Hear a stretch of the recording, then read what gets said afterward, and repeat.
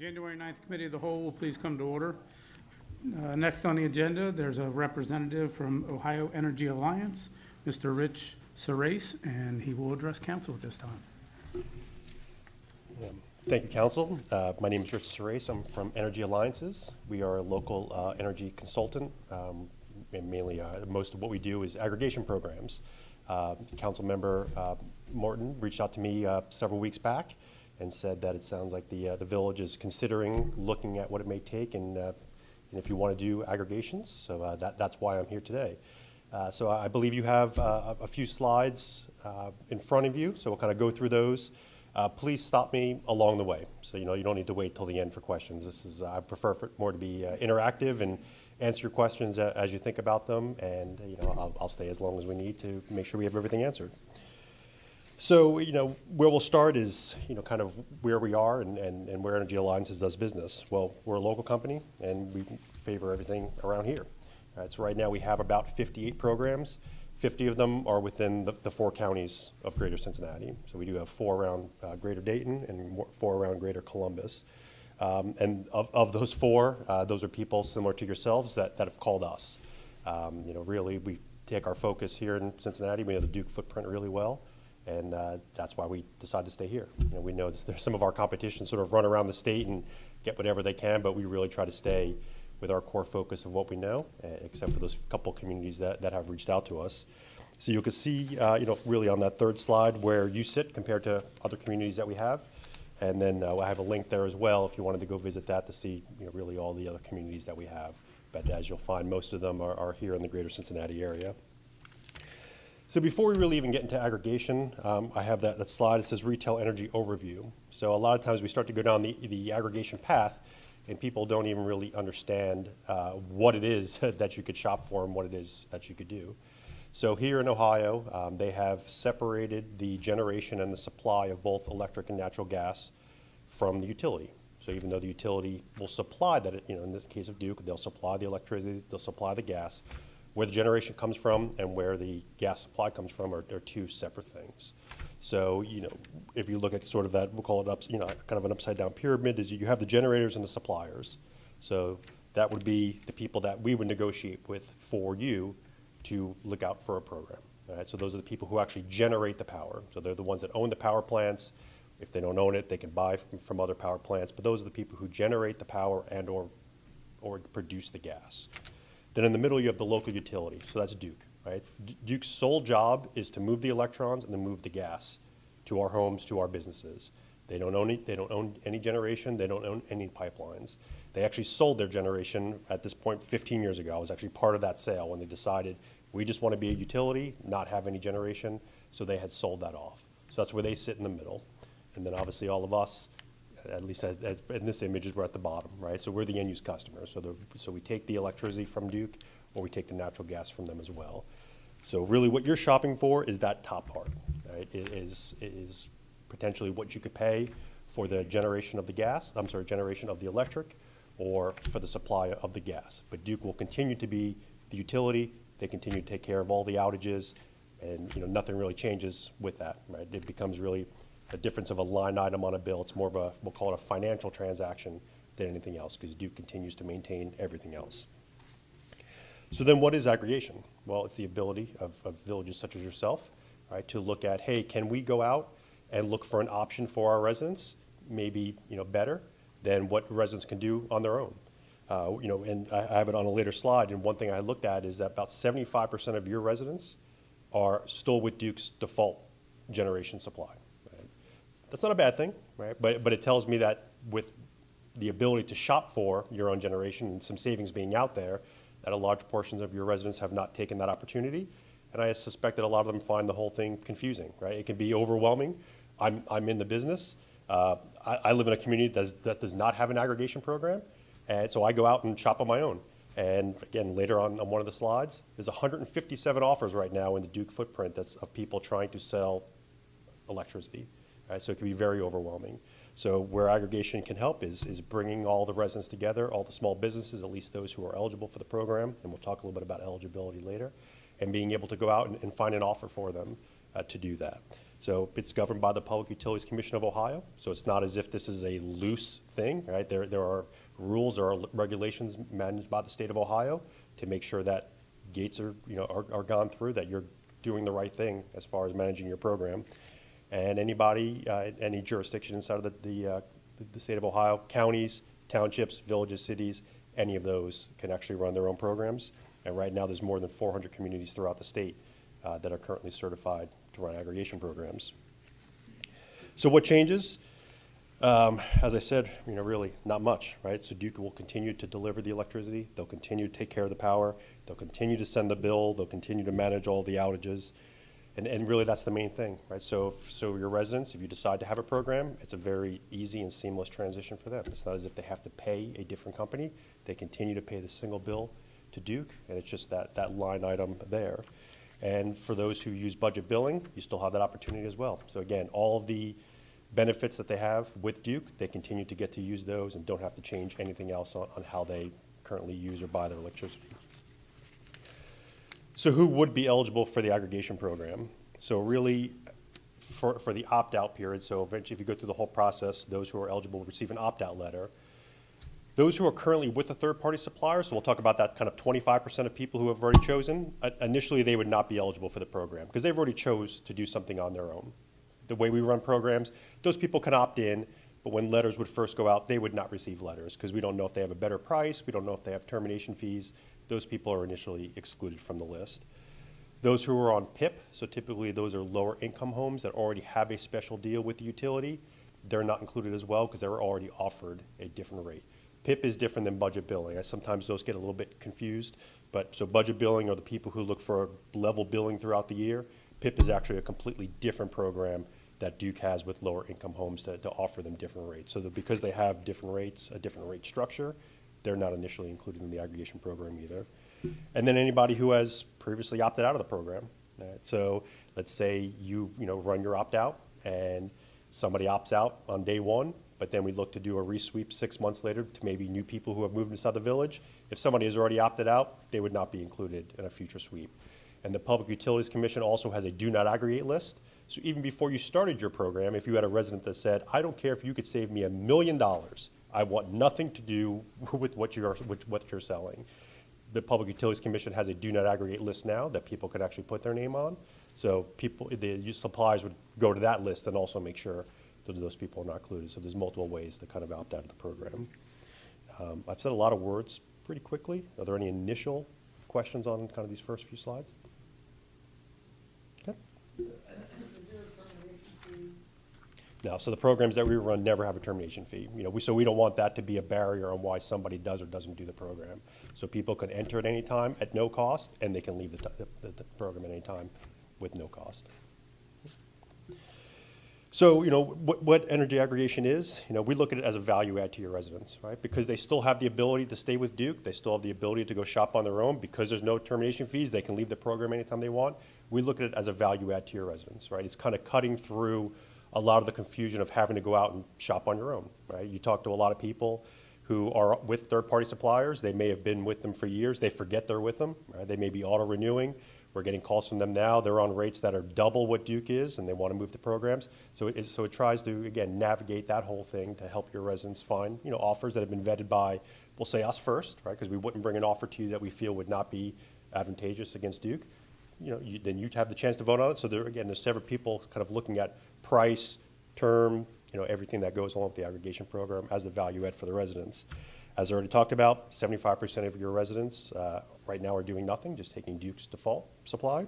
And if they wanted to go out and shop on their own, they can sort through the 157 offers that are currently on the Public Utilities Commission page for different price, different term, renewable, not all these things. But it can be very confusing, and I've been doing it 20 years, and I'm not a big fan of having to do it every 6 to 12 months when I go out and shop for my own plan. So it's an option for them to choose. It's not mandatory. And then it gives your residents some price certainty that the utility cannot offer. Right? So every 12 months, Duke typically updates their rates June of one year, and those go till May of the next. For the most part on the electric, they're fairly static. There's a little bit of variation because there's some riders that they adjust every quarter. So we have we kind of know what to do there. We know what we're competing against, we'll say, when we go against Duke's electric rate. But their gas rate is variable. They change their rate every single month. So, for communities who have chosen to do gas programs, who have decided to lock in for a fixed price, it offers kind of a ceiling to your residents that they know they'll never pay any more than that. So we'll say the risk proposition for the electric and gas are a little bit different because one of them you're sort of chasing a moving target, or at least you're competing against a moving target. So yes, there's the risk of that to go up and down, but offers that ceiling for times like right now. The market, I'll say in the last 2 weeks, has bounced around almost 5 to 10% a day, the natural gas market that is, because it's the first real cold, extended cold we've seen in more than 3 winters. So the market's like, oh, we forgot what to do with this.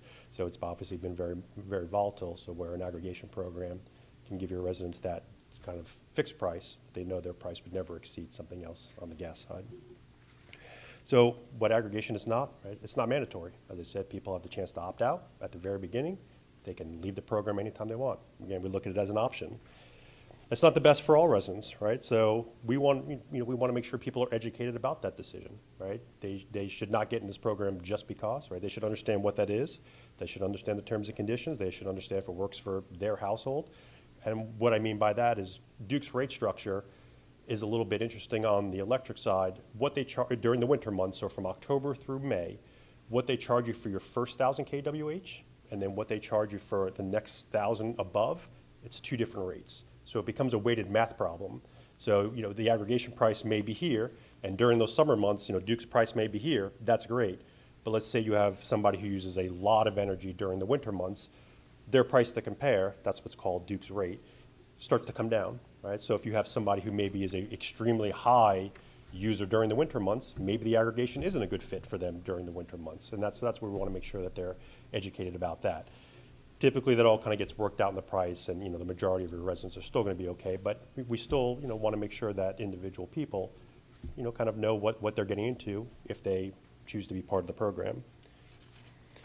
And as I also said, the markets move, right? Though we're going to make recommendations on what we know about the market, where we feel like your resident's going to have the best chance to save. It's like buying gasoline, right? So we have a lot of programs right now that are coming off 2-year deals and know they've been doing very well. Sometimes we'll have people call and say, well, there's lower offers in the market right now. That's true, right? 2 years ago when the program was locked in, great rate. It's still beating Duke now, but it's no different than how you may go buy gas for your car. Today, you pay $2.99. You go tomorrow and it's $2.75, it moves. But we use all the information we can. We're competing against Duke. We're not constantly chasing the market because we're offering fixed prices. It's about how we're doing versus if people do nothing and stay with Duke's default service, even though the market may change over time. And like I said, it's beyond just price beyond just the price, right? So it's price, terms and conditions, having those no termination fees, that's key, right? Because that's a key part of it. We'll have people sometimes call us and say XYZ company's offering a rate lower, but then they have a $50, $100, and I know there's some door-to-door people going right now. Things I've seen, they have a $199 termination fee. So that's important, right? That's beyond just the price. People can leave, as we said, come and go anytime they want, and it's the ability to add on renewable energy, right? So many of our communities have a renewable energy component on that. We have some communities who have what we'll call their default price. So if people don't opt out, they get something that has renewable energy on it. We have others that their default price does not have any renewable energy component because there is a small premium to put on that, but they have the ability to opt in to something. So we're able to kind of negotiate that whole thing for them as well. And most times we find that the rates that have renewable energy on them are far better than what's out there on the Public Utilities Commission on people offering that. I mean, we're looking at some rates here recently. Most of our communities are still less than 7 cents and still have the renewable component.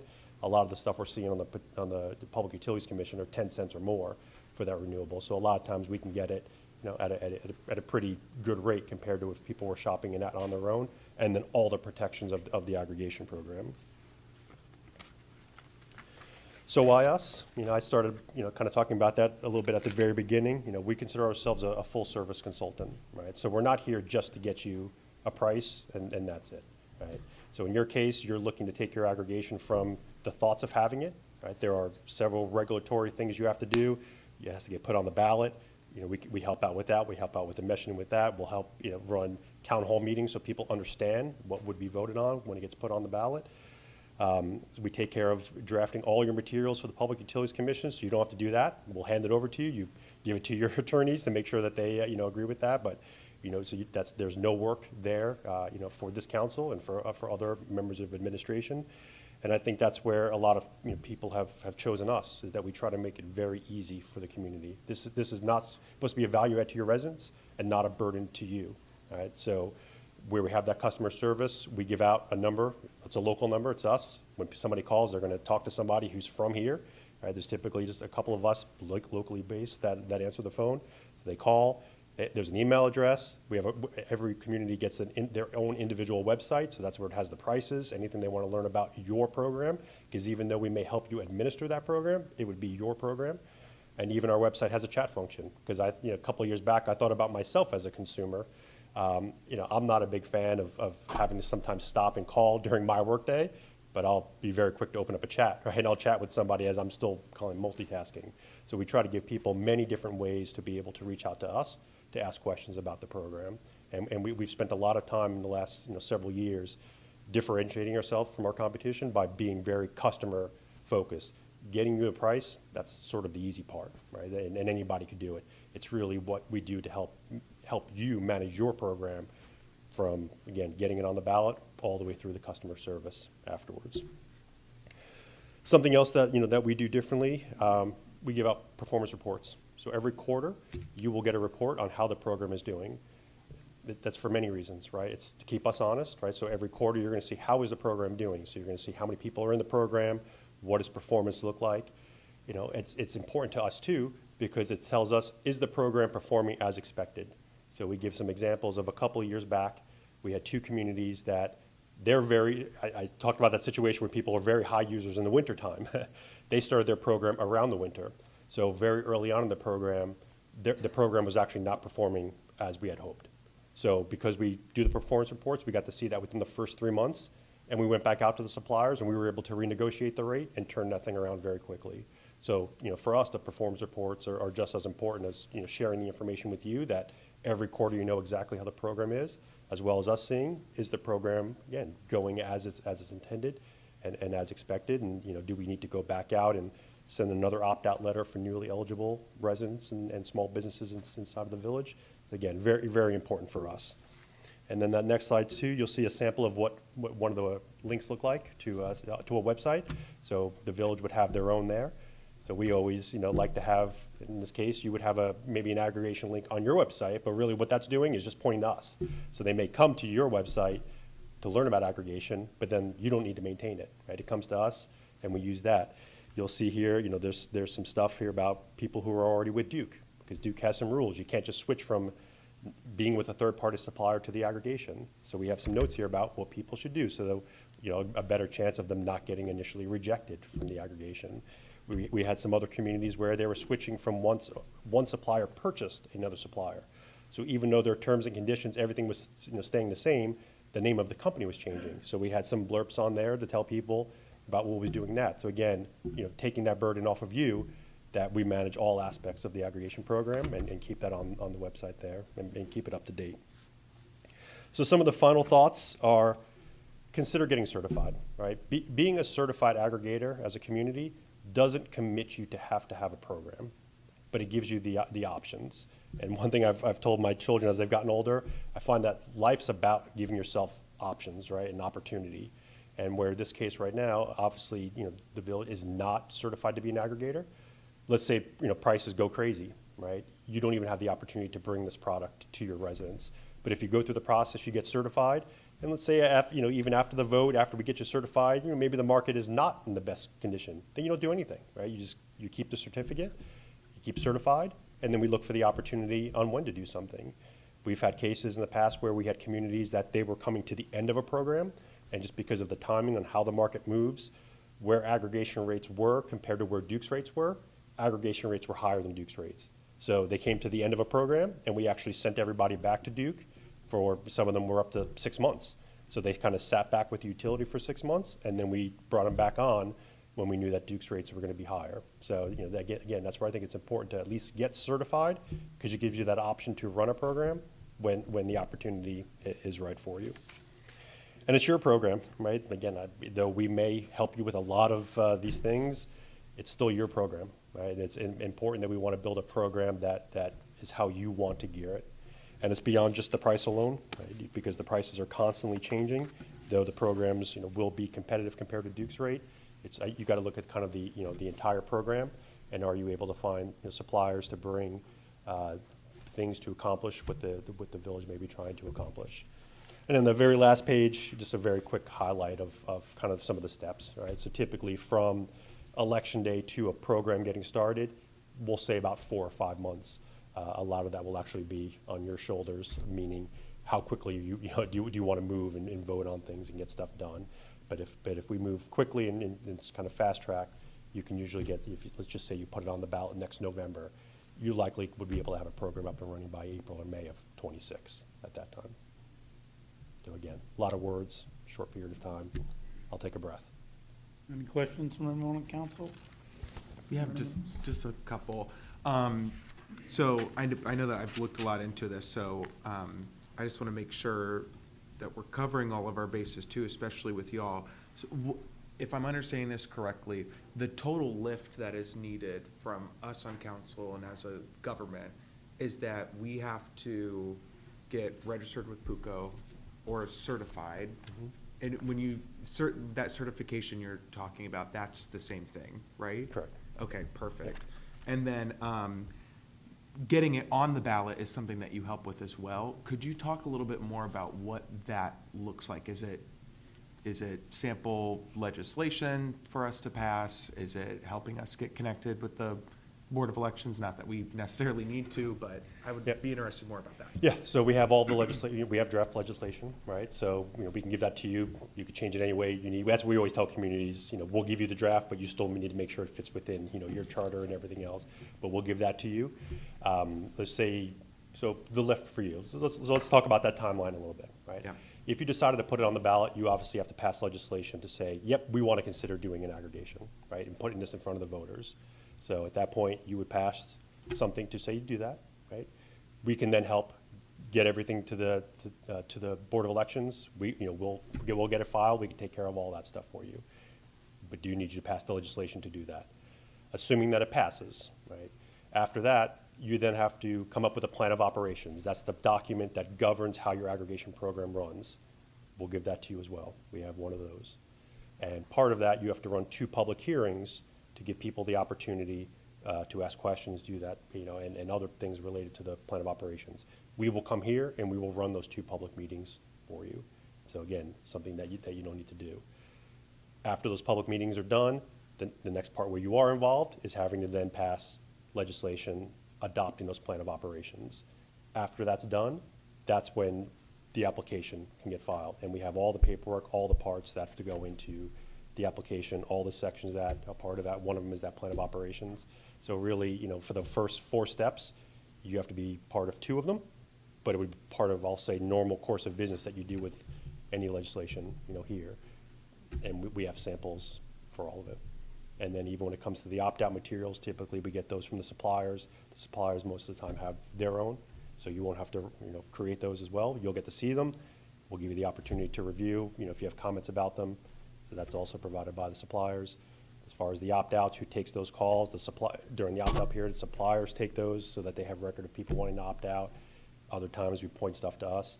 Again, as you see, very little, that is put on you. Yes, people will come here. People will call here asking questions, but if you're a community that says, we have some that they'll handle that. We have others, the minute the call comes in, call Energy Alliances, right, and take that burden off you as well. So the workload on the community should be very little, and the 2 times we need it, it would be during your normal course of business, during a meeting. I do have a question. If the village would decide not to go in to the program, is an individual allowed to opt in? And if they are, would there be any additional savings if the whole city did it, or would it be the same as if an individual did it? So let me make sure. So you said if the city decided not to have an aggregation program. If we voted against it or council decided not to do it. Yep. Can an individual still opt in with their company? No, so we don't offer individual plans. We would tell people to go out to the Public Utilities Commission and kind of manage. And the reason is, it would be very difficult for us to manage people's contracts on when they come up for, so that's why we don't do that. The other part, something else that comes up a lot of times is, this would be an opt-out aggregation program. Why not do an opt-in? The turnout would be very low, right? You won't get as good a pricing because there's less people there, which means the supplier would take on more risk. And we did these many years back, and we saw less than 5% take rate. So you'll actually do a lot of work as a community for such a small amount of people in your community actually doing it. So it's better at that point to, I would say, do nothing than to try to do an opt-in program, because you just won't see the return from people actually putting in the work. Any other questions? Mr. President, I have a question. Sorry, Mr. Schultmar. Yeah. So when, if it goes through and it passes and we do it, when people are deciding to opt in or opt out, I guess, and not, do they have the rate? I assume they have the rates at that point that they're how do you come up with those rates if you don't know how many folks are going to opt in or out? I assume there's some kind of estimate or calculation. And then if it doesn't meet that, does it change, or is that just what it is? No, it doesn't. So, and just so again, where we sit, right? So we're your consultant, right? We go out to bid with multiple suppliers. We get a list from Duke of all the accounts that would be inside the village limits. They are scrubbed for that criteria that we talked about. You will typically see, let's say 85% of people take it. So the suppliers, they wear that risk, right? They have the process, they know roughly how many people are going to leave. Yep, correct. But if, I think I estimated 1,600 people or so inside of the village that were there. If 1,599 opted out and you had one, they still get that price, right? Because you're going to sign a contract based off of the price, and the supplier wears all the risk on what's there. Because even, depending on the community, you're going to see about 1% to 3% churn anyway. So even day one when the program starts, you're going to have people moving out of the, moving in and out of the village. If they move, that closes the account with Duke. It means they drop from the program. So that's where we may come back, say 6 to 9 months later, depending on how long the program is, do another resweep. But that up and down on how many people in the program, the supplier wears all that, has no impact on the price at all. Mr. President, Ms. Brickley. and I apologize if you answered this and I missed it. So if I'm hearing correctly, everybody in Duke, say the village goes through and does all this and adopts it and puts it on the ballot, everything goes through. So everybody that's using Duke would automatically go to the program unless they opted out? Everybody, who's with Duke's default generation.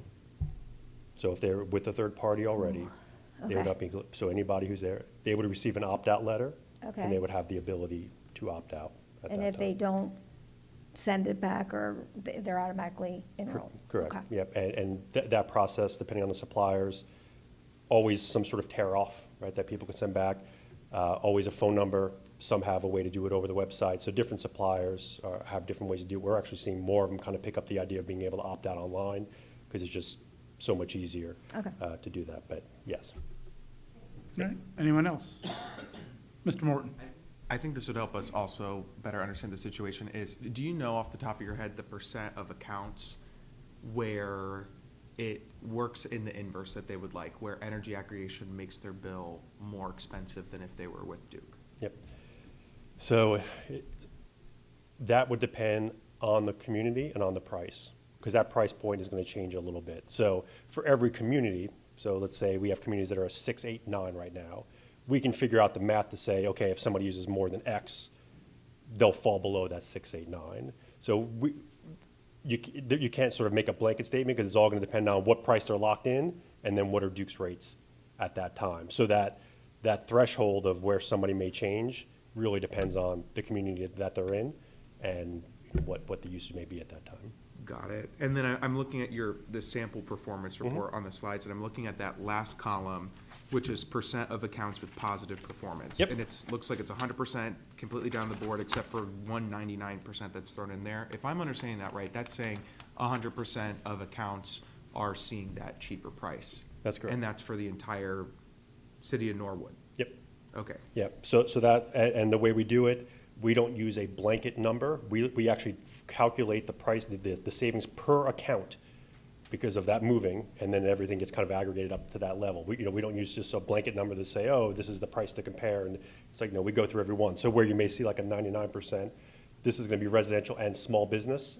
So small business also has a similar kind of tiered rate structure. So let's say you have a mom and pop type place that is on a mom and pop commercial rate class with Duke.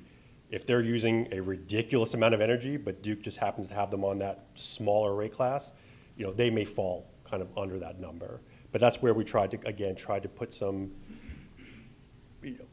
try to quantify the number. So let's just say for a month, like a winter month, right, that the average person maybe they lost $1, right?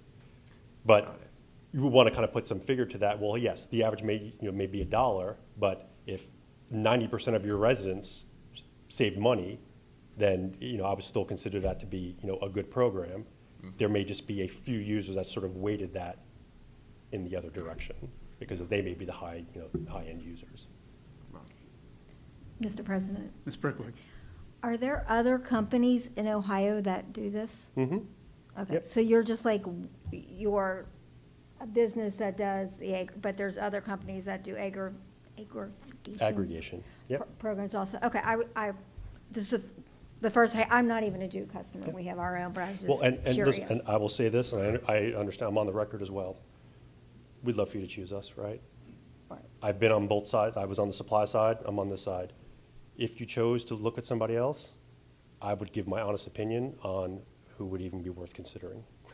If it wasn't us, I'd say there's a short list of other companies that I would say, go talk to these guys, and then don't even spend your time, but talk with these folks. And again, I'll say that in the public forum. All right. Mr. Morton, since you brought this, I'm assuming that you would like to kind of be in charge of this or that's what I assume. So we're good for now, though? Okay. Rich, we appreciate all the information, and I'm sure that Mr. Morton will probably be back in touch with you, I would think. So, all right. Thank you for your time. Thank you much. Have a good night. All right. At this